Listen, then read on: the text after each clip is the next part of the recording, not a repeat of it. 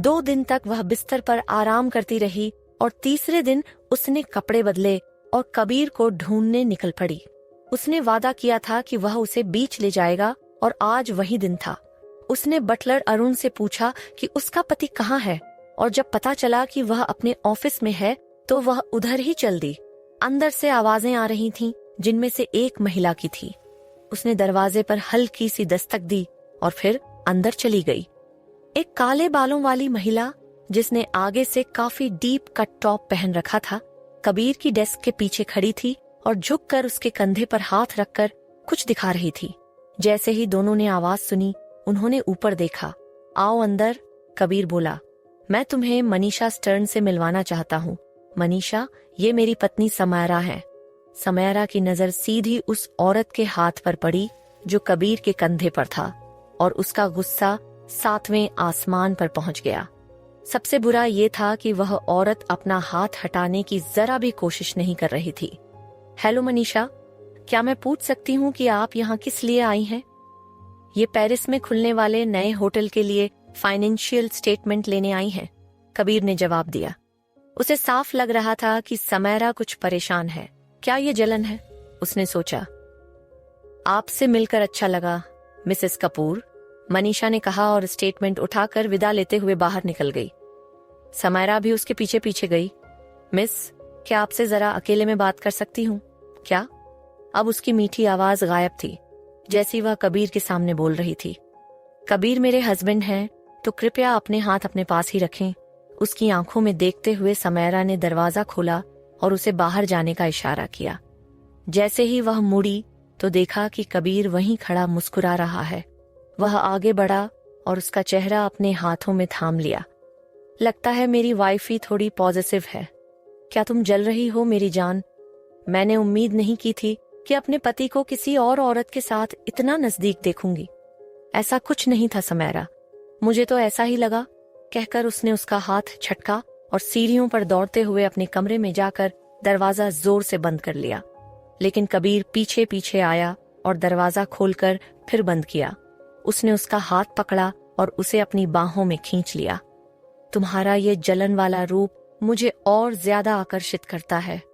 भूल जाओ कबीर, उसने उसे धक्का दिया, लेकिन वह फिर से उसे अपनी ओर खींच लाया और होंठों पर जोरदार किस कर दिया। तुम जानती हो मैं इसे भूल नहीं सकता। तुम महसूस कर सकती हो मैं तुम्हें कितना चाहता हूँ, उसने कहा। फिर उसने उसे उठाकर बिस्तर पर लिटा दिया, अपने कपड़े उतारे और उसके भी। उसके होंठ और हाथ हर जगह थे। सिर्फ अपने होंठ और हाथों से ही उसने समयरा को चरम आनंद तक पहुंचा दिया। वह धीरे धीरे उसके ऊपर झुका और खुद को उसके अंदर समा दिया। उसके होंठों से सिसकारी निकली और उसने उसे और करीब खींच लिया। कुछ देर बाद वह उसे अपनी बाहों में लिए हुए था। उसका हाथ उसकी बाह पर फिर रहा था। तुम्हें कभी इस बात की चिंता करने की जरूरत नहीं है कि मैं तुम्हें धोखा दूंगा। हमारी शादी भले ही प्रेगनेंसी की वजह से हुई हो, लेकिन मैं अपनी कस्में और वादे पूरी गंभीरता से निभाता हूँ। वह शर्मिंदा होकर बोली, माफ करना, मुझे जलन हो गई थी, लेकिन जिस तरह वो औरत तुम्हें छू रही थी, साफ लग रहा था कि वो तुम्हें चाहती है। वो वाकई बहुत खूबसूरत है। वह मुस्कुराया। हाँ, खूबसूरत तो है, लेकिन तुम उससे कहीं ज्यादा खूबसूरत हो, बाहर से भी और अंदर से भी। उसके शब्दों से आश्वस्त होकर वह हल्के से मुस्कुराई और उसके ऊपर चढ़ बैठी। उसके खुले बाल दोनों तरफ झूल गए और उसका चेहरा घेर लिया। चलो बीच पर चलते हैं, तुमने वादा किया था। उसने आंखें बंद कर गहरी सांस ली। अगर तुम अभी मेरे ऊपर से नहीं उतरी तो बीच जाना भूल जाओगी। वह खिलखिलाकर हंस पड़ी। उसे फिर से उत्तेजित होते महसूस किया और जल्दी से बगल में लुढ़क गई। हम लोग लंच भी पैक कर सकते हैं और बीच पर जाकर खाएंगे, कहती हुई वह उठ खड़ी हुई और ड्रेसिंग टेबल से कपड़े और अपना स्विमसूट निकालने लगी। वह नंगे बदन इधर उधर घूम रही थी और उसे इस बात का अंदाजा तक नहीं था कि वह उस पर किस कदर मोहित होकर नजरें गड़ाए बैठा है। अचानक जब उसने उसकी आंखों की चमक देखी तो जल्दी से खुद को ढक लिया। चलो देर मत करो। 2 घंटे बाद वे समुद्र किनारे कंबल बिछाकर बैठे थे। उसने अपनी ड्रेस की जिप खोली और उतार दी। भीतर वह बिकनी पहनी हुई थी। उसने भी पैंट के नीचे से स्विम ट्रंक पहन रखा था। उसकी नजरें उस पर टिक गईं। चलो पानी में चलते हैं। वह उठकर उसका हाथ पकड़ने लगी। पानी बहुत ठंडा होगा, यहीं मेरे पास लेटकर धूप का मजा लो। इतने बड़े डरपोक, या फिर तुम्हें तैरना ही नहीं आता? जरा सी ठंडी लहरों से डर गए? उसने चिढ़ाते हुए कहा और मुर्गे की बांग जैसी आवाजें निकालने लगी। वह हंस पड़ा और झट से खड़ा हो गया। रुको जरा, अभी बताता हूँ तुम्हें कौन है डरपोक। वह भागी और वह पीछे दौड़ा। जल्दी ही उसने उसे पकड़ लिया और वह चीख पड़ी जब उसने उसे गोद में उठाकर पानी में कूद लिया। उसकी बाहें उसकी गर्दन में लिपट गईं। तुम मुझे फेंकोगे तो नहीं? क्यों? क्या ठंडे पानी से डरती हो? नहीं, पर मुझे धीरे धीरे उतरना पसंद है, एकदम से नहीं। तो तुम्हारी बदकिस्मती। इतना कहकर उसने उसे पानी में छोड़ दिया और हंस पड़ा। तुम तो बिल्कुल शैतान हो। वह हंसते हुए उस पर पानी उछालने लगी। वह कांप उठा तो वह और जोर से खिलखिलाई। फिर उसके पास आकर उसकी गर्दन में बाहें डाल दी। मुझे यहाँ लाने के लिए शुक्रिया, और तुम्हें हंसना चाहिए। जब तुम हंसते हो तुम्हारा चेहरा बिल्कुल बदल जाता है। तुम और भी नरम दिल और प्यारे लगते हो। क्या तुम कह रही हो कि मैं बदमाश दिखता हूँ? हाँ बिल्कुल, डरावना और सख्त। मुझे ऐसा ही दिखना पड़ता है, वरना लोग सोचेंगे कि वे मेरे ऊपर हावी हो सकते हैं। कुछ देर तैरने के बाद उसने देखा कि समायरा की त्वचा पर रोंगटे खड़े हो गए थे। तुम्हें ठंड लग रही है, चलो बाहर चलते हैं और तौलियां ओढ़ लो, कबीर ने कहा। उसने उसका हाथ पकड़कर किनारे पर बिछे कंबल तक ले आया। एक तौलिया उठाकर उसे समायरा के चारों ओर लपेट दिया और दोनों बैठ गए। कबीर ने उसके हाथ और पीठ रगड़कर उसे गर्म करने की कोशिश की। दोनों ने खाना खाया और फिर धूप में लेट गए ताकि धूप से बदन गर्म हो सके। मैंने तुम्हारी क्लास का इंतजाम कर दिया है, कल दोपहर से तुम्हारे लेसन शुरू हो जाएंगे। समायरा करवट लेकर उसकी ओर देखने लगी। तुम मुझे खुद क्यों नहीं सिखाते? मेरे पास न समय है न धैर्य। शुरुआत से एक प्रोफेशनल सिखाएगा तो ज्यादा अच्छा होगा। तुम जल्दी मेरी भाषा सीख जाओगी। कबीर, क्या? उसने पूछा। वो औरत, मंदिरा, क्या कभी तुम्हारा और उसका मतलब? तुम ये जानना नहीं चाहोगी? नहीं, मैं जानना चाहती हूँ। 5 साल पहले एक रात साथ गुजरी थी, बस उतना ही। ओह, और वो अभी भी तुम्हारे लिए काम करती है? तुम उससे अक्सर मिलते हो? मंदिरा मेरी अकाउंटेंट है, तो हाँ, कभी कभी मिलना होता है। लेकिन मैंने तुमसे कहा था ना, जलने की कोई जरूरत नहीं। हमारे बीच अब कुछ नहीं है। कबीर ने थोड़ा गुस्से में कहा। मुझे शक किए जाना बिल्कुल पसंद नहीं। समायरा उठकर घुटनों को गले लगाकर बैठ गई। लेकिन उसे अब भी तुम्हारी चाहत है? कबीर उसके करीब आया और बाहों में भर लिया। चाहे वो जितना भी चाहे, मुझे उसकी चाहत नहीं है। उसने उसके गले पर होंठ रख दिए, छोटे छोटे चुंबन देते हुए कंधे तक चला गया। मुझे तो सिर्फ तुम्हारी चाहत है। अभी वो उसे धीरे से नीचे लिटा लेता है। उस सुनसान बीच पर सिर्फ वही दोनों थे। लहरों की आवाज और तेज धूप के बीच कबीर ने उसे अपना बना लिया। उसका मुलायम और नाजुक शरीर उसे दीवाना कर रहा था और वो उसे रोक ही नहीं पा रहा था। अगले दिन आरव वर्मा आपके ट्यूटर फैमिली रूम में इंतजार कर रहे हैं, मिसेस कपूर, बटलर ने आकर बताया। आपके पति ने कहा है कि वे आपसे आपके लेसन के बाद मिलेंगे। समायरा अंदर गई तो उसने एक युवा और बेहद आकर्षक आदमी को देखा। उसे उम्मीद नहीं थी कि उसका ट्यूटर इतना नौजवान होगा। उसकी गहरी नीली आंखें मानो उसकी आत्मा के भीतर झांक रही थीं। आरव वर्मा की तस्वीर सामने रखी थी।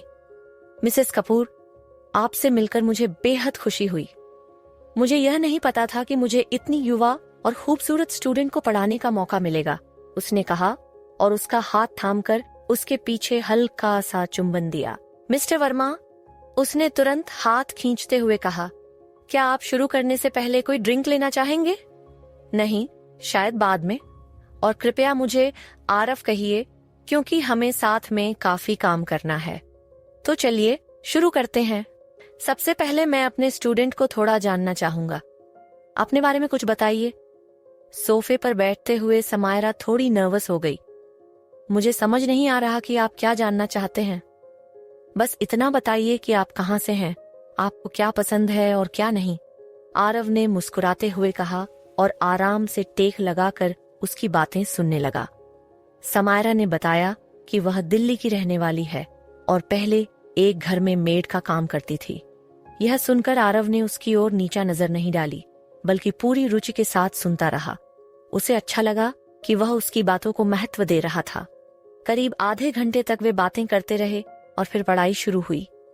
अगले 3 घंटे कब बीत गए पता ही नहीं चला। समायरा को मजा तो आया, लेकिन थोड़ी दिक्कतें भी हुईं। आरव ने भरोसा दिलाया कि यह सामान्य है और समय लगेगा। क्लास खत्म होते ही उसने फिर से उसका हाथ थामा और हल्के से चुंबन दिया। आपसे मिलकर बहुत अच्छा लगा।